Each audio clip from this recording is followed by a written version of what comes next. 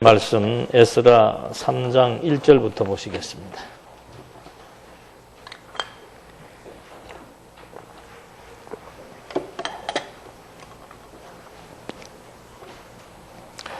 에스라 3장 1절 이스라엘 자손이 각 성에 있은 지 7제짜리 되었을 때 백성이 일제히 예루살렘에 모였다. 요사닥의 아들 예수아와 그의 형제 제사장들과 스알디엘의 아들 스룹바벨과 그의 형제들이 일어나 하나님의 사람 모세의 율법에 기록된 대로 그 위에 번제를 드리려고 이스라엘 하나님의 제단을 쌓았다. 그들은 그 땅에 있는 백성들을 두려워하여 제단을 그 터 위에 쌓았고 위에 아침 저녁으로 여호와께 번제를 드렸다. 그들이 기록된 대로 초막절을 지키고 정해진 매일의 법도를 따라 날마다 규정된 수의 번제를 드렸으며 그 후에는 정규적으로 드리는 번제와 초하루와 여호와의 모든 거룩한 절기의 번제와 여호와께 대한 자원 예물을 기쁘게 드렸다. 7월 초하루부터 그들이 여호와께 번제를 드리기 시작했으나 여호와의 성전 기초는 아직 놓이지 않았다. 그들이 석공들과 목수들에게 돈을 주고 시돈 사람들과 두로 사람들에게 먹을 것과 마실 것과 기름을 주어서 페르시아 왕 고레스가 그들에게 허가한 대로 백향목을 레바논에서 욥바 해변까지 운반하게 하였다. 이제 하나님께서 이스라엘 백성들을 바벨론의 70년 포로 생활에서 회복시켰습니다. 그렇게 회복시킨 다음에 이제 예루살렘에 있는 성전을 다시 재건하도록 그렇게 하나님이 재건 공사를 실시하게 됩니다. 이것이 3장에서 4장의 내용입니다. 그러니까 이제 본국으로 돌아와서 한 7개월이 지났죠. 한 7개월이 지난 다음에 백성들, 모든 그 당시의 지도자들, 그리고 온 백성들이 다 예루살렘에 모여가지고 하나같이 같은 생각을 하게 된 거죠. 그걸 우리는 일체라고 그럽니다. 7개월 동안 이제 정신을 좀 차리고 앞으로 할 일에 대해서 또 해방의 감격을 누리다가 이제 다시금 이들이 그 땅에 있는 백성들을 두려워하여 그랬습니다. 그러니까 예루살렘 주변에는 계속해서 아직도 이방 나라 사람들이 있기 때문에 주변이 항상 대적들로 포위가 되어 있습니다. 그래서 그 사람들에 대한 두려운 마음을 하나님이 주셔가지고 이제 제단을 그 터 위에 쌓고 그 위에 아침 저녁으로 여호와께 번제를 드리게 한다. 그러니까 하나님께서 이렇게 성전을 재건하죠. 성전 재건. 이스라엘 백성들의 그 중심은 성전으로부터 시작됩니다. 왜냐하면 그 성전에 하나님이 임재하시고 또 그 성전에서 백성들의 죄가 용서되고 또 그 성전에서 하나님의 뜻을 찾게 되고 그래서 유대인들의 그 삶의 중심은 성전 중심입니다. 근데 이제 한 7개월 동안 살다 보니까 다시 잃어버렸던 생각이 드는데 우리가 성전에서 제사를 드려야 되겠다. 그 제사를 어떻게 드리게 되는가? 항상 성경은 어떤 일을 하게 할 때 동기가 있습니다. 동기. 우리는 하나님께서 하게 하신다 그러면 앞뒤 다 자르고 사람을 통하지도 않고 무슨 지금이 초대교회의 신비주의 시대도 아닌데 우리는 그냥 직접적으로 뭐가 역사되는 걸로 생각을 하고 가만히 있으면 하나님이 다 해주는 그런 식으로 이해하는 경향들이 많죠. 근데 하나님께서 항상 어떤 일을 진행을 하시고 어떤 일을 이루어 나가실 때는 항상 이 피조 세계의 어떤 환경이나 사람이나 여건이나 또는 때로는 자연이나 이런 모든 것들을 다 동원해서 자기 백성들의 생각과 마음을 움직이게 하신 다음에 하나님께서 선한 일 또는 하나님께서 때로는 공고한 길로 접어들게 하려면은 악한 일 이런 것들을 하나님이 다 조정하시고 조율해서 하게 하는 거죠. 그러니까 성전을 재건시키고자 하나님이 이제 이미 다 파사왕 고레스가 선언을 다 했습니다. 그런데 7개월 동안의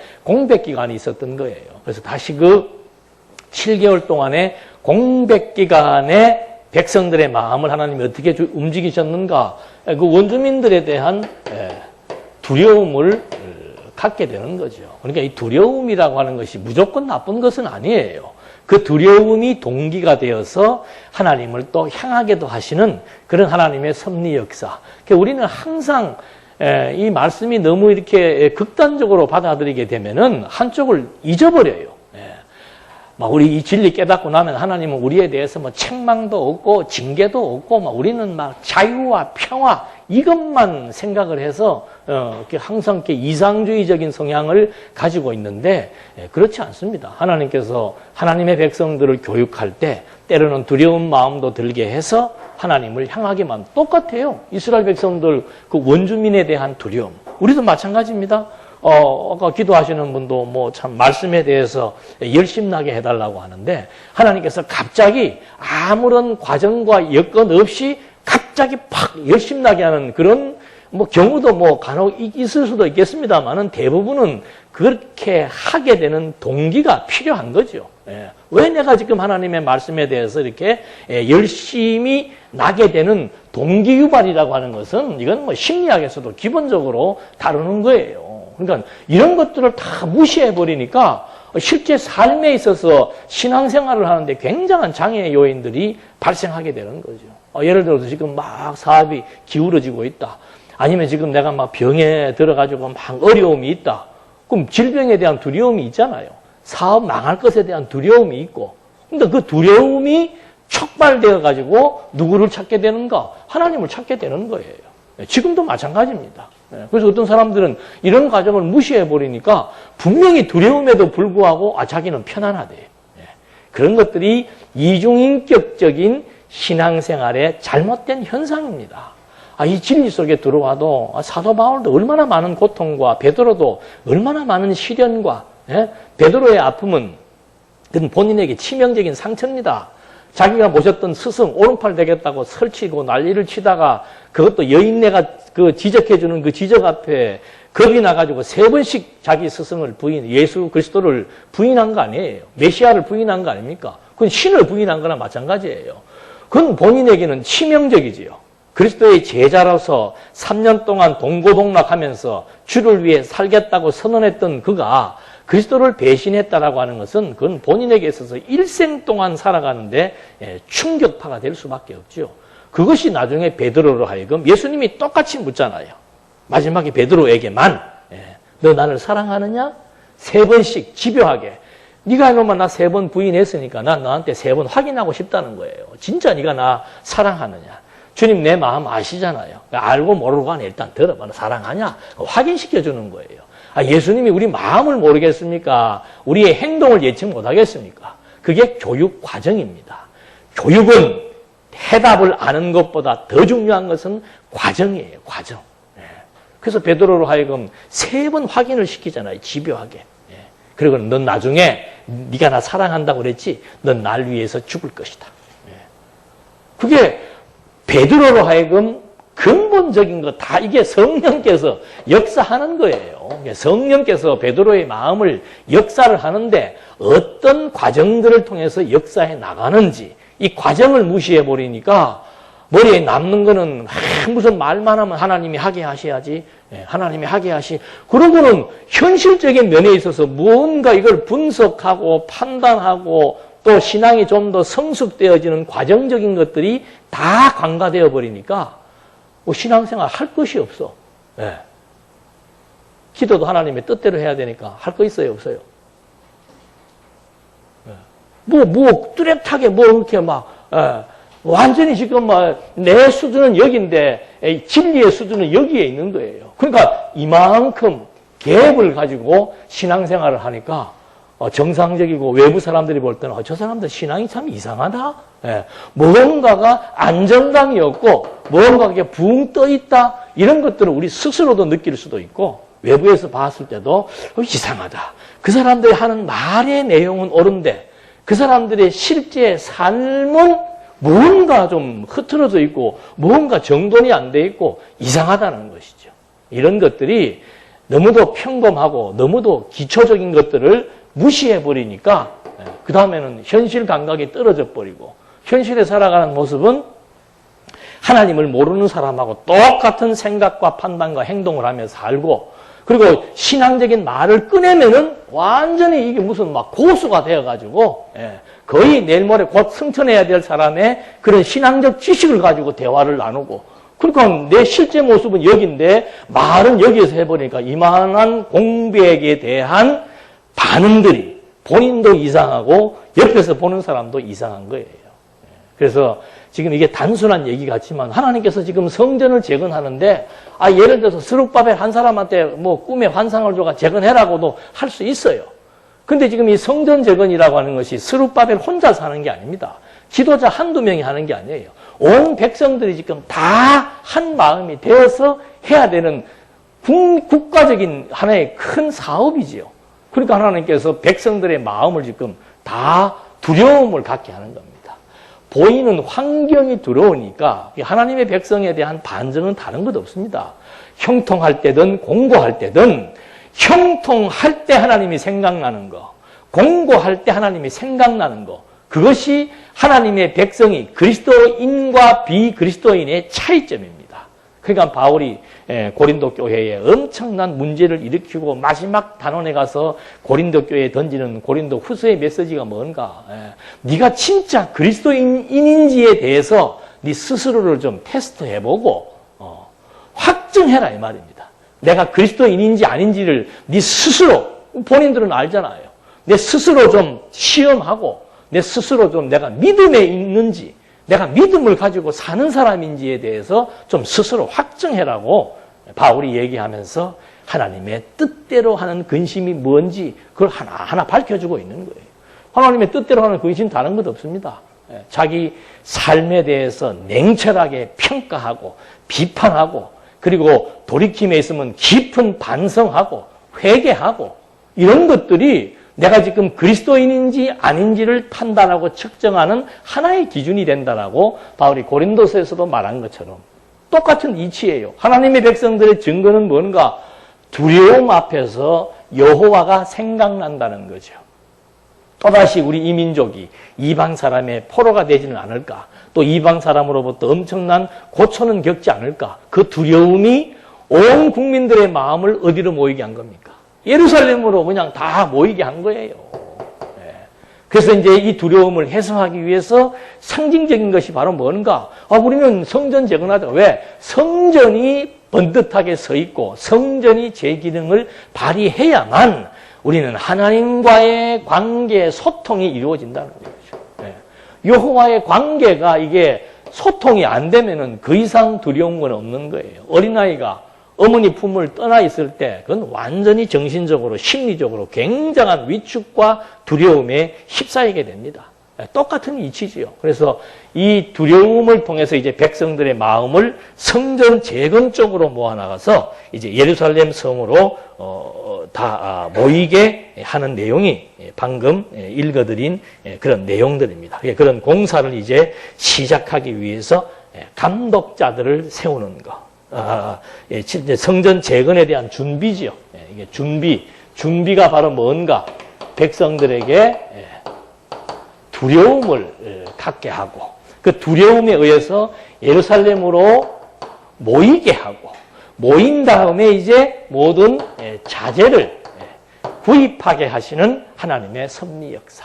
그러니까 이 준비는 항상 하나님께서 이스라엘 백성들을 통해서 섭리해 나가실 때 어떤 일을 진행해 나갔을 때 항상 준비 과정이 들어옵니다. 나라를 세울 때도 준비하시고 광야의 길을 걷게 하기 직전에도 준비하시고 광야길을 걷기 전에 준비하시는 첫 번째 작업이 뭐였습니까? 혹시 기억하세요? 광야에 다 모아놓고 이제 우리가 이 광야의 길을 걸어야 되는데 하면서 하나님께서 처음 준비시키는 내용이 뭔가 하면은 인구조사하는 거예요.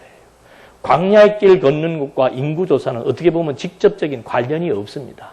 근데 그 인구조사를 통해서 유대인들은 그 당시 광야에 있는 유대인들은 인구조사를 함으로써 무엇을 알 수 있습니까? 야, 진짜 하나님께서 500년 전에 우리 열조 아브라함과 이삭과 약속하신 대로 그 기간이 차니까 이렇게 생육하고 번성해서 20세 이상 된 자들이 60만이 되었구나. 뭐 남녀노소 다 합치면 약 한 1000만 명 이상의 큰 민족이 이루어졌구나. 그걸 백성들로 하여금 인구조사를 통해서 확인시켜 주는 거예요. 그게 하나님과의 소통입니다. 똑같아요. 주변 환경을 통해서 두려움을 갖게 해서 아이고 우리 하나님을 찾아야 되고 하나님과의 이 경건 생활이 이루어져야 된다. 그래야 우리 이 민족은 안전할 수 있다. 그 생각을 갖게 해서 이제 그들로 하여금 예루살렘을 중심으로 모이게 하고 모여서 성전을 재건할 수 있도록 이제 실제적인 자재 구입을 위한 준비를 위해서 백성들이 즐거운 마음으로 뭐 요즘으로 말하면 헌금이죠. 건축을 하기 위해서 즐거운 마음으로 이제 다 마음을 모으게 된다는 거. 이것이 하나님께서 이제 예루살렘 성전을 재건하기 위한 첫 번째 과제였습니다. 두 번째는 뭐였는가 하면 이제 성전 지대를 놓을 때 찬송과 감사와 대성 통곡이 나오게 됩니다. 8절에 공사를 시작하고 감독자 세우는 게 먼저 나오죠. 3장 8절에 보니까 그들이 예루살렘에 있는 하나님의 전에 도착한 지 2년 2월에 또 몇 개월이 지났습니다. 한 1년 1년 한 5개월이 지났죠. 스알디엘의 아들 스룹바벨과 요사닥의 아들 예수아와 그들의 다른 형제인 제사장들과 레위 사람들과 사로잡혀 갔다가 예루살렘으로 돌아온 모든 사람이 공사를 시작하였으며 20세 이상의 레위 사람들을 세워 여호와의 전 공사를 감독하게 하였으니 예수아가 그의 아들들과 그의 형제들과 간미엘과 그의 아들들과 유다의 아들들과 함께 일어나 하나님의 전에서 일꾼들을 감독하였고 헤나닷 자손과 그들의 아들들과 그들의 형제와 레위 사람들도 그렇게 하였다. 그러니까 이제 실제는 예루살렘에 온 지 2년 2개월째에 실제적인 공사가 진행이 되는 거죠. 그러니까 공사하려면 뭐 다 필요한 자재들도 준비해야 되고 하니까 이제 아마 그런 기간들이 한 1년 좀 더 걸렸나 봐요. 그래서 이 사람들이 이제 예루살렘에 다 모여서 준비된 자재를 가지고 이제는 공사를 시작해야 되는데 공사를 시작하려니까 누가 필요한 거예요? 감독자가 필요한 거지요. 그러니까 이 감독, 지도자, 리더, 이건 뭐 어느 집단이든 가면은 기본적으로 다 필요한 거예요. 그러니까 이것이 근본적인 감독자는 그리스도이고 그 그리스도가 교회를 이렇게 세워 나가기 위한 과정상에 있어서의 이제 은사 따라 장로와 목사와 권사와 집사와 여러 가지 많은 직분들이 주어지게 되는 거죠. 그 중에서 이제 하나님께서 이렇게 감독자를 세워서 율법에 해박한 사람 또 성전에 대한 모든 성전 지도에 대한 해박한 사람들 이런 사람들 다 다 픽업을 해가지고 성전을 재건하는 거니까 레위 지파 사람들은 반드시 필요하죠. 옛날에 성전에서 봉사했던 모든 내용들 그것들을 다 인지하고 있기 때문에 그리고 백성들을 늘 또 공사와 더불어 율법을 가르쳐야 되는 스룹바벨과 이렇게 해서 학자들, 지도자들 그 다음에 성전 재건에 직접적으로 필요한 실무자들 이렇게 하나님이 전체를 다 이렇게 준비시켜서 하나하나 이제 섭리를 해나가게 되는 겁니다. 그렇게 해서 이제 감독자를 세웠고 감독자를 세움으로 10절 말씀에 건축자들이 여호와의 전 기초를 놓을 때 예복을 입은 제사장들은 나팔을 들고 아삽 자손인 레위 사람들은 심벌주를 들고 서서 이스라엘의 왕 다윗의 규례대로 여호와를 찬양하였는데 그들이 여호와께 찬양과 감사로 서로 화답하며 여호와는 선하시며 이스라엘을 향한 여호와의 인애가 영원하시다 하였다.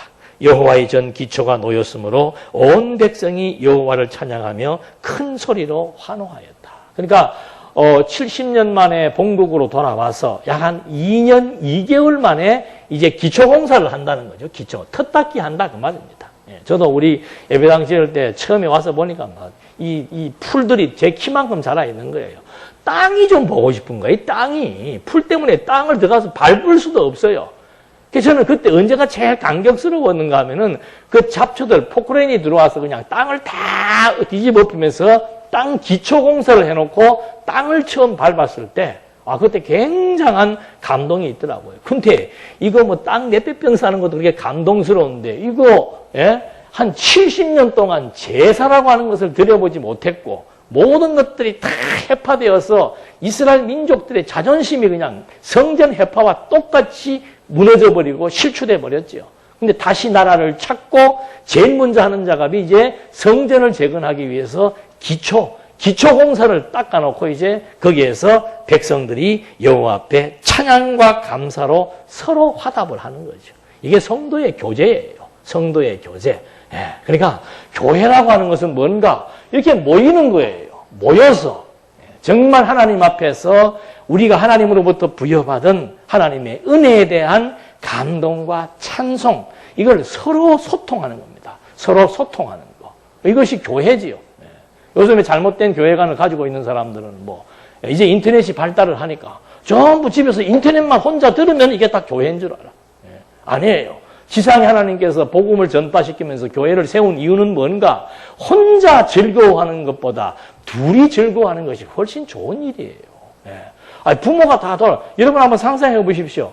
내가 지금 무슨 공무원 시험에 합격을 했는데 그것을 같이 기뻐해 줄 사람이 없다고 한번 생각해 보십시오. 내가 지금 고아가 돼가지고 가족도 없고 아무도 없고 나 혼자다. 야, 이거 정말 힘들게 한 3년 동안 공무원 시험 공부해가지고 합격했는데 하는데 같이 기뻐할 사람이 없는 거예요.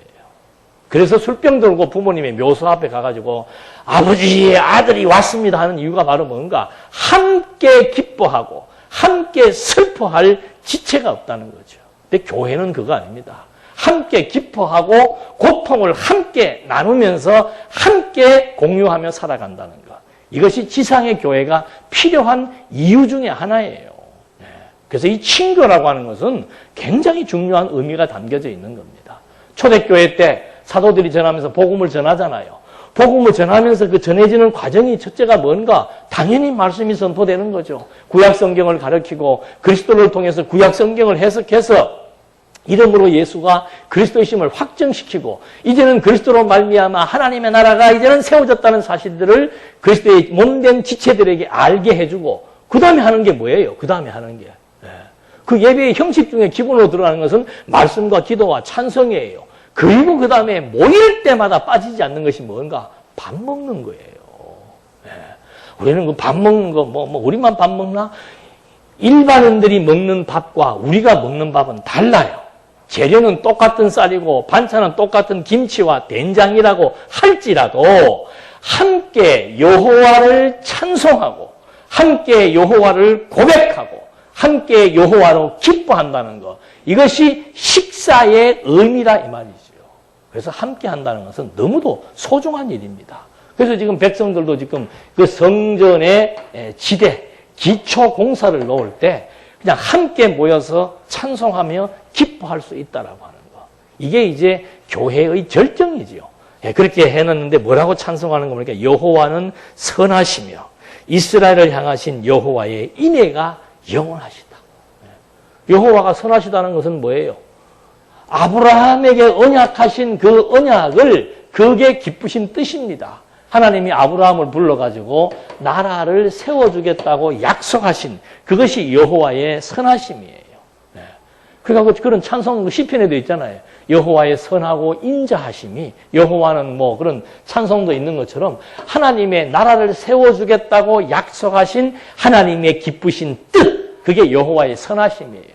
그 선하심대로 우리가 지금 아브라함 때부터 시작을 해서 이게 지금 538년, 536년경이죠. 약 한 1500년의 세월을 지나면서 여호와의 보호하심이 아니었다면, 여호와의 사랑하심이 아니었다면 우리가 어떻게 바벨론의 포로 생활에서 해방될 수가 있었겠는가? 이거는 근접한 여호와의 인자하심과 선하심에 대한 노래지요. 더 올라가면 400년 동안 포로 생활, 남북이 분열되어 가지고 북쪽이 망했지만 남쪽의 왕조가 유지되어 왔던 이스라엘의 역사, 1500년 이스라엘의 역사를 통해서 보니까 정말로 하나님의 선하심과 인자하심이 영원 무궁하다는 사실을 성전의 지대를 놓으면서 화려한 성전 지을 때보다 이때가 더 감격스러운 거예요. 솔로몬 때 성전 지었잖아요. 그때도 백성들이 막 엄청나게 그냥 막 주변 나라들의 사신들까지 와가지고 엄청난 잔치가 있었지요. 그때보다 더 백성들의 마음이 더 감동적인 것은 바벨론의 포로 생활에서 해방되어 가지고 보잘것없고 하잘것없고 화려한 성전이 완성되기 전에 이미 기초공사하고 나서 부를 때의 그 찬송과 기도가 훨씬 더 진정성이 있고 진지하고 하나님에 대한 애틋한 진실한 마음을 가지고 찬송을 부를 수가 있다는 거죠. 그러니까 여러분, 이 두려움이라고 하는 거, 또 때로는 어려움이라고 하는 거, 또 시련이라고 하는 것이 하나님의 백성들에게 나쁜 게 아니에요. 하나님은 모르는 사람들에야만은 이 땅에 사는, 화려하게 살고 성공하는 그것이 그들의 가치이기 때문에 그런 것을 나쁘다고 판단할 수 있지만, 하나님의 백성들은 이 땅에 성공하는 것이 목적이 아니에요. 하나님께서 우리를 부르신 목적은 하나님이 어떤 분이신 줄 알고 거룩하고 경건한 생활을 하게 하기 위한 것에 있기 때문에, 거룩과 경건이라고 하는 것은 좋은 여건을 통해서도 주어질 수 있지만 아주 열악하고 힘든 여건을 통해서도 주어질 수 있다는 거죠. 아침에도 잠깐 보니까 목사, 신부, 스님 세 분들이 나와서 토크쇼 하는 게 있더라고요. 세 사람 똑같이 무슨 얘기를 하는가? 종교가 지금 부패하고 타락했다는 거죠. 그 중에 하나가 뭔가? 종교 지도자가 되면 살만하다는 거예요. 중상층 이상의 생활을 할 수 있다는 거예요.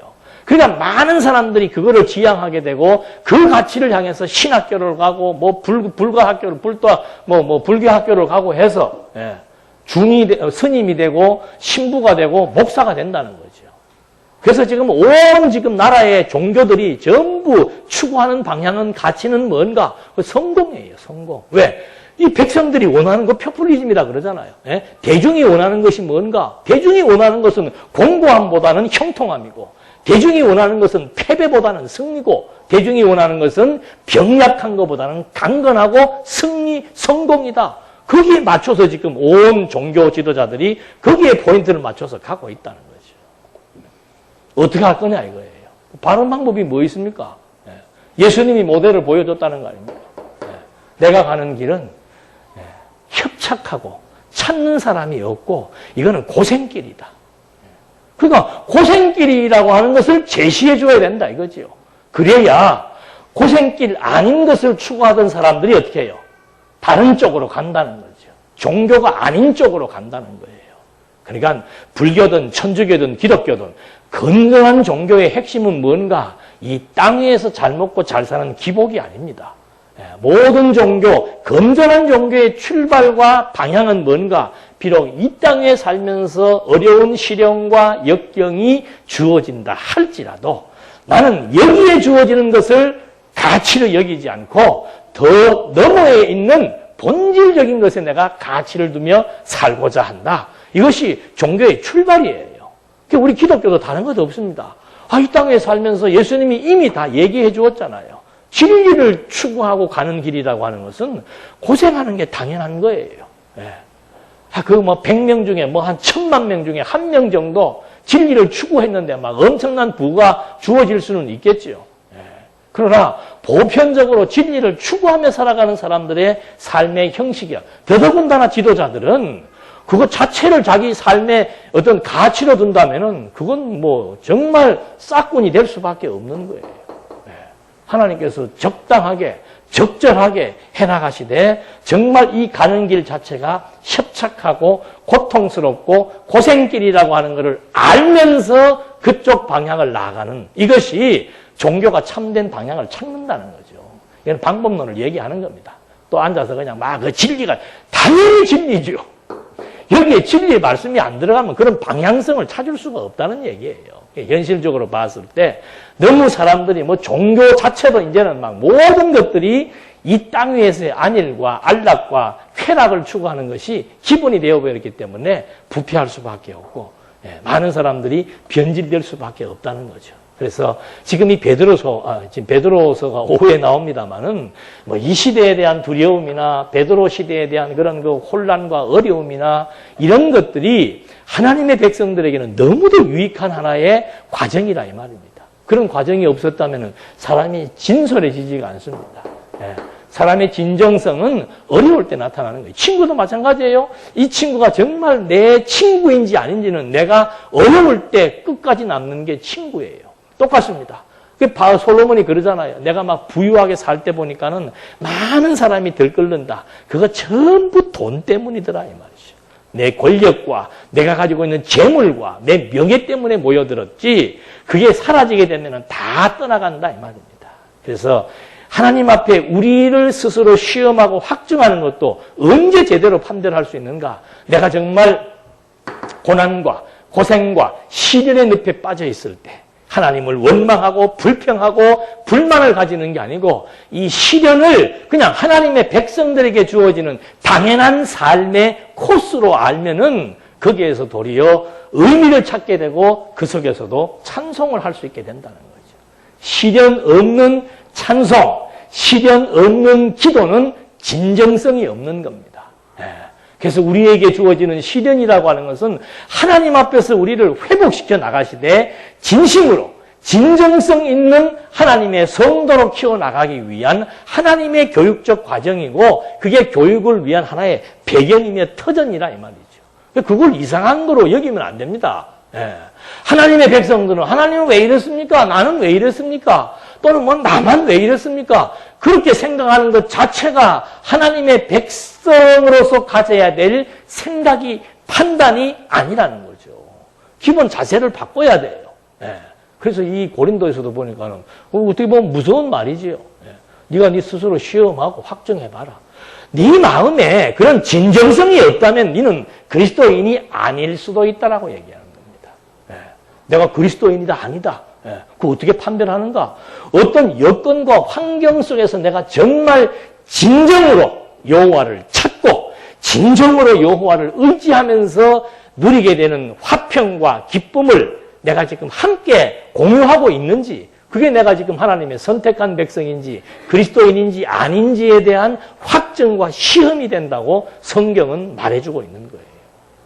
오후 시간에 베드로도 똑같은 얘기하고 있습니다. 그래서 우리는 오늘 하루하루에 대해서 정말 내가 무슨 생각을 가지고 무슨 마음을 가지고 하나님 앞에서 어떤 자세로 살아가고 있는지 이거를 점검한다는 것은 너무도 중요한 거예요. 그거를 점검하는 것들 중에 방법이 뭔가 하면은 말씀을 들어서 점검할 수도 있습니다. 또 한 가지는 뭔가 기도 생활을 통해서도 점검할 수 있는 거예요. 여러분 이 기도라고 하는 것은 어떤 형식이 중요하진 않지요. 무릎을 꿇고 하든 일어서서 하든 눈을 감고 하든 서서 하든 그런 형식이 중요한 게 아니고 정말 내가 어느 한 시간에 하나님 앞에서 정말 진정성 있게 내 삶을 점검하고 체크하고 하나님 앞에서 나의 모습들을 이렇게 하나하나 판단해 나갈 수 있는 이런 것들이 그게 진정한 기도의 시간이에요. 그 제가 그러잖아요. 아침에 일어나면서도 그런 시간들이 우리에게는 소중한 시간일 수가 있고 그런 생각을 하고 하루를 시작하는 사람하고 눈 뜨고 바로 그냥 현장으로 나가는 사람하고는 다릅니다. 아주 달라요. 근데 우리는 그걸 너무도 무시하고 있는 거예요. 아니 뭐 예배당에만 하나님이 있냐? 밖에도 예배당에도 하나님이 있고 밖에도 있는 걸 알아야 되는데 여기는 우습게 여겨버리고 그럼 또 밖에서는 또 그러면 제대로 생각하는가? 여기에서도 우습게 여기고 밖에서도 우습게 여기고 이게 지금 하나님을 잘못 알고 하나님이 내 속에서 역사하는지에 대한 사실 확인을 해야 될, 규명해야 될 필요가 있다는 거죠. 저녁에 잠자리에 들면서도 오늘 하루의 일과를 하나님 앞에서 정리하면서 아이고 내가 오늘 또 괜히 흥분했네, 괜히 화를 냈네, 괜히 내가 마음이 어두워졌었네, 하나님이 이런 분인데 내가 그럴 필요가 없는데 괜히 그랬구나. 하나님 아버지 오늘 하루의 삶도 하나님이 붙들어 주셔서 그래도 큰 범죄 저지르지 않았고 큰 화 내지 않았고 그나마 그 정도의 수준에서 지나게 하신 것 감사합니다. 내일은 좀 더 하나님이 나를 강하게 붙드셔서 나로 하여금 하나님을 잊어버리지 않게 해주어서 내가 내일 살아가는 나의 주어진 여건 속에서 화내지 않게 해주시고 흥분하지 않게 해주시고 또 누구를 미워하지 않게 해주시고 이런 것들이 얼마나 과정상에서 경건의 연습을 쌓아가는데 필요적절한 일이냐 이 말이죠. 안 해. 저도 어릴 때도 그렇고 어머니가 나를 위해서 기도해주는 그 모습처럼 어머니에게서 아름다운 모습을 느껴보지 못했습니다. 어머니의 아름다운 모습이란 아이가 잠들 때 그 아이 머리 곁에 앉아서 조곤조곤 해주는 그 기도, 그것이 어머님에 대한 위로요, 안식이요, 어머님에 대한 안도감이요. 그것이 나중에 성장했을 때 그 어머님에 대한 그 아름다운 그 모습, 그게 얼마나 위대한 겁니까? 그거를 우리가 만약에 놓치고 산다면은 이거 신앙생활 점검해 봐야 되는 거예요. 매 무슨 말만 하면은 뭐 성경 구절 가지고 찌르는 거나 하고, 맞다, 아니다. 100점 받으면 뭐 합니까? 100점 받으면. 성경 시험 봐서 100점 받으면 뭐 해요? 실제 삶 속에서 하나님을 인정하지 않고 그런 것들을 등한히 여기고 우습게 여기며 산다면은 자식들이 부모를 통해서 뭘 배우겠어요? 그래서 이런 것들이 정말 저는 정말 돌아가고 싶어요. 그렇게 늘 하루하루 하나님 앞에서 점검해 나가면서 언제 어디서든지 하나님 앞에서 기도할 수 있고 또 식구들이 모여서 시간이 허락하면 허락하는 시간 내에서 단 10분이든 20분이든 가족들이 앉아서 하루를 점검하면서 드리는 가정 예배에 대한 필요성, 또 좀 확대가 되면은 구역 예배에 대한 필요성, 이런 것들을 우리는 너무도 우습게 여기지만은 사실은 작은 것 하나부터가 하나하나 쌓여서 큰 것이 만들어지는 거죠. 그래서 그런 그 성도 생활의 기초적인 그런 기본적인 생활들을 우리가 다시 한 번 더 점검해야 될 필요성이 있다는 것을 또 한 번 확인해 볼 수 있는 그런 내용들입니다. 그래서 이렇게 정말 별것 아니지만은 성전의 기초공사는 그것 가지고 사람들 모여서 여호와의 선하심과 인자하심을 확인하고 정말 서로 함께 찬송하고 함께 화답한다는 게 뭐예요? 맞아 그 말. 다 똑같이 여호와에 대해서 인정하는 거. 그래서 12절 첫 성전을 보았던 제사장들과 레위인들과 연로한 족장들 가운데서 많은 사람들은 그들의 눈앞에서 이전의 기초가 놓이자 큰 소리로 울었고 다른 많은 사람들은 기뻐하며 소리 높여 환호하였다. 백성들이 크게 환호하는 소리가 멀리까지 들렸기 때문에 기뻐 환호하는 소리와 우는 소리를 백성들이 분간하지 못했다. 그러니까 최소한도 옛날 성전을 본 사람들은 80 이상 된 사람들이에요. 70년 동안 포로 생활을 했으니까 10살 때 포로로 끌려갔으면 그때 10살 때 기억이 있을 것이고 20살 때 끌려갔으면 90세지요. 완전 노인이 돼버린 거예요. 그래서 노인들은 정말 우리가 어떻게 예루살렘 성전을 다시 재건할 수 있었겠는가. 여러분 70년이라는 세월은 긴 세월입니다. 10년, 20년, 지금 우리가 20년 전의 생활 문화 한번 생각해 보시죠. 지금하고 완전히 달라요. 근데 깨끗하게 잊어버리고 산다니까요. 70년 세월이라는 엄청나게 긴 세월입니다. 그 세월 아련했던 그 성전 건축의 모습을 지금 기억을 하면서 제일 첫 번째 작업을 하게 될 때 통곡 소리가 나올 수밖에 없지요. 그것을 보았던 사람들은 통곡 소리가 나오게 되고 그것을 보지 못했던 신세대, 젊은 세대들, 젊은 세대라고 할지라도 포로생활 끌려갔을 때 한 살이면 70살이에요. 완전히 이스라엘 백성들의 전 민족들이 지금 그 성전 지대 앞에 모여서 하나님의 역사를 기억하고 해석하면서 통곡하거나 기뻐 찬송하는데 이것이 어우러져 가지고 밖에서는 우는 소리인지 웃는 소리인지를 분간할 수 없을 정도로 정말 목놓아 찬송하고 목놓아 통곡했다는 것이 여기에 소개되고 있는 겁니다. 이렇게 해서 성전 재건의 서막, 두려움으로부터 시작된 성전 재건 공사의 서막에 있어서 마지막은 이제 온 백성들이 하나님 앞에 찬송을 하면서 여호와의 선하심과 인자하심이 영원 무궁하다는 이스라엘의 역사 섭리를 통해서 찬송하게 되는 겁니다. 이제 그렇게 했는데 이러면 이제 바로 또 그냥 딱딱딱딱 해서 올라가면 좋은데 그래서 우리는 하나님이 하시는 일에 대해서 이걸 알면은 어떤 일 자체가 어떻게 되는지에 대해서 크게 관심 가질 필요 없습니다. 오늘 하루하루 정말 하나님과의 나와의 관계가 얼마나 소중한 관계였으며 내가 하나님 앞에 얼마나 진정성을 가지고 살아가는지 그걸 체크하는 것이 중요한 거죠. 왜냐하면 이렇게 지금 성전 건축에 대한 백성들, 성전 재건을 하기 위해서 기초공사를 해서 유다 백성들이 귀환을 했는데 이제 막 찬송을 부르고 이제 올라가야 되는데 바로 여기 뭐가 나옵니까? 성전 건축에 대한 뭐가 나와요? 방해 공작이 나오는 거죠. 이게 두 번째 과정입니다. 성전을 재건하는데 처음에 모여서 기초 놓고 찬송 부르고 여호와에 대한 엄청난 감동과 감격을 가지고 일을 시작하려고 하는데 바로 처음부터 하나님께서 하시는 일이 뭔가 이제 방해 공작을 경험하게 하시는 것이 그 다음에 4장 1절로부터 나옵니다. 한번 보실까요? 유다와 베냐민의 대적들은 포로로 잡혀갔던 자들의 자손이 여호와와 이스라엘의 하나님을 위해 성전을 건축한다는 말을 듣고 스룹바벨과 족장들에게 나와 말하기를 우리도 너희와 함께 건축하게 하여라. 아시리아 왕 에살핫돈이 우리를 여기로 오게 한 날부터 우리가 너희처럼 너희 하나님께 구하고 그분께 제사하고 있다 하였으나 스룹바벨과 예수아와 다른 이스라엘의 족장들이 그들에게 말하기를 우리 하나님을 위해 전을 건축하는 일에 너희는 우리와 상관이 없다. 우리는 페르시아 왕 고레스가 우리에게 명령한 대로 여호와 이스라엘의 하나님을 위해 오로지 자신들이 건축하겠다 하였다. 그 땅의 백성들이 그들의 건축을 방해하여 유다 백성의 손에서 맥이 풀리게 하였고 그들의 계획을 좌절시키려고 관리들을 매수하여 그들을 대적하게 하였는데 페르시아 왕 고레스가 다스린 모든 시대와 페르시아 왕 다리우스의 통치 때까지 그렇게 하였다. 아하수에르의 통치 초기에도 그들이 글을 써서 유다와 예루살렘 주민을 고발하였다. 그러니까 이 당시에 살고 있던 그 아수르 사람들 그리고 그 주변에 있는 이방 나라 사람들이 이 유대인들의 재건에 대해서 전부 다 경계를 하고 있는 거예요. 왜 그런가 하면은 벌써 이 사람들은 유대인들의 명성을 압니다. 다윗 때의 명성, 솔로몬 때의 명성.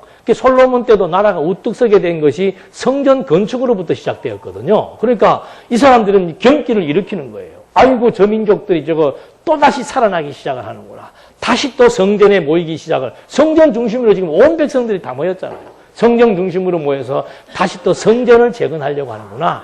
그래서 지금 약삭빠른 주변 이방 나라 사람들이 연합전선을 피자 이 말입니다. 우리 함께 지금 화평 조약을 맺고 우리도 지금 너희 하는 일에 동참해 주겠다는 거죠.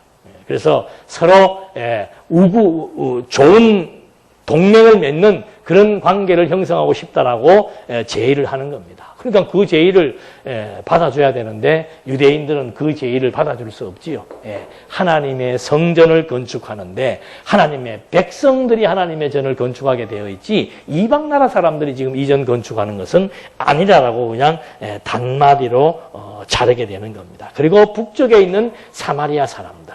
이 사람들은 남쪽 유다 사람들은 이 북쪽 사람들을 그냥 같은 동족이라고 여기지 않습니다. 아예. 여기 유다 지파 외에는 이 사람들이 완전히 아수르에게 포로가 되었을 때 혼혈족이 돼버린 거예요. 그러니까 민족의 정체성을 이미 이때 다 남북이 분열되기 시작을 하면서 민족의 정체성을 상실하기 시작한 거예요. 우리나라도 보면 백이민족 하잖아. 이거요. 한 100년만 지나면 지금도 동남아부터 시작해가지고 지금 요새는 아예 그냥 다문화 가족 그래가지고 얼마나 많은 사람들이 들어오고 이제는 막 이슬람의 그 자금을 가지고 또 이번에 대통령이 뭘 건축한다 그러나 봐요. 그러니까 뭐 이제는 뭐 하도 대한민국이 그동안 단일 민족이라는 거 힘주고 백이 민족이라고 해서 흰색깔을 좋아하고 그랬는데 50년, 100년 정도 지나면은 미국하고 똑같은 사회가 됩니다. 이제는 전 세계가 뭐 우리 민족만이 뭐 무슨 이런 거 없어. 혈통이 이제 다 무시돼 버려서 이제는 온 세계의 혈통이 다 혼합되게 되는 거예요. 그 혼합의 혈통이 이미 노아 시대 때 있었잖아요. 그런 혼합된 혈통에 의해서 이미 북쪽은 남쪽 유다가 이거는 이스라엘 민족이라고 인정을 하지 않아 버린 거예요. 근데 이 사람들도 동참하겠다고 자꾸 얘기를 하니까 안 된다 이 말이에요. 이거 우리가 하겠다. 그러니까 여기서 벌써 화가 나는 거예요. 주변에 있는 이방 나라 사람들도 주목하고 있고 북쪽 이스라엘이 같이 동참하겠다고 하니까는 안 된다고 막아버리니까 여기에서 이제 시비가 붙게 되고 시비가 붙으니까는 그 다음에 뇌물을 주고 그 다음에 소송을 하게 되고 그 다음에 정부에다가 탄원서를 집어넣게 되고 하다 보니까 예나 지금이나 똑같은가 봐. 민원 들어가면 안 되는 거예요. 건축할 때. 저도 우리 교회 건축할 때 제일 두려웠던 게 민원이라. 이 시대도 지금 민원이 정부에 들어간 거예요.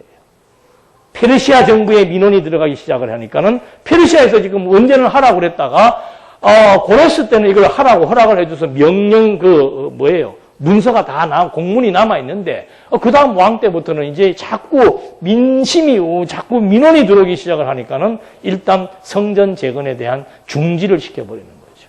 이게 이제 성전을 재건하는 첫 단계 방해 공작의 시작이었습니다. 그래서 약한 그 14년 동안 이제 이게 여기도 보니까는 그 방의 내용이 파사왕의 모사들에게 뇌물을 주어서 그 경영을 저해하게 만드는 겁니다. 그러니까 뭐 지금도 마찬가지예요. 뭐 공무원들에 대해서 뇌물 주고 정부 강요들에게 뇌물 주어서 이거 빨리 이권 개입시켜 가지고 통과되게 해달라. 통과되게 해달라고 이권 주는 경우는 있는데 이거는 통과하지 못하게 해달라고 이권을 주는 거죠. 한국도 마찬가지예요. 약사들과 의사들 사이에 계속 분쟁이 일어나잖아요. 한의사와 또 약사들 사이에 계속 분쟁이 일어나는 거. 그거 전부 이권 다툼이에요. 누가 로비를 더 많이 하느냐에 따라서 인정이 되기도 하고 인정이 안 되기도 하는 거예요. 이 시대에 이런 일들이 발생을 해서 정말 이스라엘 민족들에게 너무도 중요한 성전 건축의 작업에 대해서 이제 방해 공작이 발생하게 되는 거죠. 그러니까 우리는 이런 거에 대해서 염려할 필요가 없는 것이, 아니, 성경에 보면은 참 그 요셉이 벌써 얘기해 주었잖아요. 형들은 요셉을 뭐 하려고? 죽이려고. 하나님은 요셉을 이스라엘의 총리로 세우기로 하나님은 이미 꿈으로 약속을 해줬는데 형들은 그 요셉을 죽이려고 했잖아요. 죽이려고 방해한 거 아닙니까? 그러니까 나중에 요셉이 그 똑같은 말을 하는 겁니다. 형들은 나를 죽이려고 했지만은 하나님은 그걸 무엇으로 바꾸사? 선으로 바꿨다 이 말이죠. 형들은 나를 죽이려고 방해 공작을 펴서 나를 그냥 완전히 구렁텅이에 빠져서 죽게 만들었지만 하나님은 도리어 그것을 선으로 바꾸어서 나를 무엇이 되게 했다? 총리가 되게 했다 이 말입니다. 그러니까 북쪽 사마리아 사람들이 남쪽 유다의 성전 공사를 방해하기 위해서 정부에다가 뇌물을 주고 해갖고는 모든 것들을 다 중단시켜 놓았다고 할지라도 성전 재건은 하나님의 뜻이에요. 그래서 그 시편 기자가 2편에서 어찌하여 열방들이 분노하는가? 유대인들이 재건되는 일에 대해서 열방들이 분노하고 사마리아 사람들이 뇌물을 주어서 방해 공작을 한 20년 동안을 하는 거예요. 20년 동안을. 그러니까 백성들의 맥이 풀린다 그러잖아요. 하나님의 뜻을 알면 맥 풀릴 게 없어요. 한 단면, 지금 과정 설명을 하는 거죠. 여기 지금 뒤에 되어질 일을 모르니까 중간 과정에서 이스라엘 유대인들이 맥이 풀리기 시작하는 거예요. 하나님 아버지 70년 동안 포로 생활하다가 이제 와가지고 성전 지대 놓고 우리 막 찬송 부르고 이제 일을 시작하려고 하는데 또 북쪽 사마리아 사람들이 모함을 하고 뇌물을 주어서 정부에게 탄원을 해가지고는 민원을 제기해서 우리가 이 공사가 지금 중단되었습니다. 어떻게 하면 좋습니까? 그 기간이 20년이에요. 그러나 하나님은 결국에는 이제 그런 과정들을 철저하게 경험하게 해서 안 되는 것 같아도 하나님의 뜻이면 되게 되어 있다. 20년의 방해 공작에도 불구하고 하나님이 세우기로 작정된 것은 반드시 세워진다. 그것이 이제 믿어지니까 맥이 풀리다가도 어떻게 해요? 다시 맥이 살아나는 겁니다. 맥 풀리면 안 돼요. 우리 그리스도인들은 맥이 풀리면 안 된다면 항상 맥박수가 정상적으로 뛰어야 되는 거예요. 그래서 하나님이 어떤 분이신지 이 사실을 깨닫고 그 하나님 앞에 진정성을 가지고 살아가는 하나님의 성도들에게 있어서는 맥 풀리는 일이라고 하는 것은 없습니다. 어떤 방해, 어떤 모함, 어떤 위기 앞에서도 하나님 앞에서 나와의 관계만 진정성이 있고 하나님이 어떤 분이신 줄 바로 알고 그분의 뜻을 따라 섭리되어진다는 사실을 깨닫고 살아가는 사람들. 그런 사람들에게는 어떠한 방해도 정말 어떠한 모함도 결국 가서는 그 사람의 맥을 끊지 못하고 도리어 맥을 유지하도록 섭리해 나간다라고 하는 사실을 확인해 본 겁니다. 기도하시겠습니다. 은혜와 사랑이 풍성하신 하나님 아버지, 하나님의 섭리의 역사를 하나하나 확인해 보면서 정말 하나님께서는 공고함과 형통함을 겸하여 주시면서 하나님의 존재를 확인시켜 주고 있습니다. 우리 역시도 인생을 살아가면서 원튼 원치 않든 때로는 시련과 때로는 고생과 때로는 어려움이 주어지고 많은 모함과 방해 공작이 주어지는 일들이 있지만 그 가운데서 하나님의 선한 뜻이 무엇인지를 판단케 해주시고 비록 고생스럽고 어려운 일에 빠진다고 할지라도 그 일이 반드시 여호와를 의지하게 되고 그 일을 통해서 여호와를 찬송하게 된다는 하나님 의지의 중심의 교육이라고 하는 사실을 깨닫고 낙심하거나 실망하거나 맥풀리는 일이 없이 여호와만을 의지하면서 끊임없는 여호와에 대한 찬송과 의지의 삶이 우리 모두에게 이루어질 수 있도록 인도해 주시옵소서. 예수님의 이름으로 기도드립니다. 아멘. 10분의 시작.